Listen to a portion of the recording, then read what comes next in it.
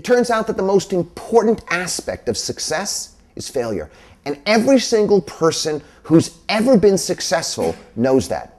Show me a person who's never failed, and I'll show you a person who really has never been successful, or who has been successful in such a shallow and narrow way relative to their capacities and abilities that it's really no success at all.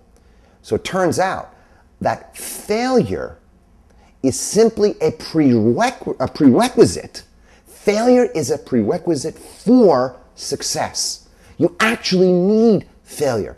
I don't care who you are. You could be the greatest foul shooter, the greatest basketball player. Michael Jordan will tell you how often he failed. In fact, Michael Jordan will be able to probably tell you the times in his career where he failed more accurately than he'll remember the great successes. Because anyone who is highly successful has actually used failure as the very stepping stones, as the very building blocks, as the very sources for wisdom to actually become more successful. And that's true in everything.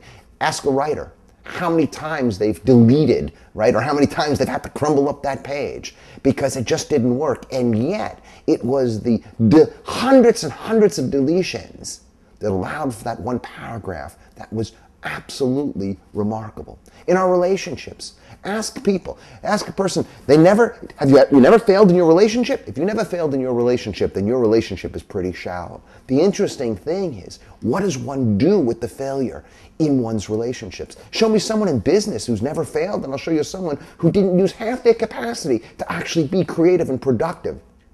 Failure becomes the necessary constituent of success itself. Or another way of putting it is, we think of success, failure. That's the wrong way to think about things. Actually, there's this thing called success. Success has two components. It has the component of what we call success and the component of what we call failure.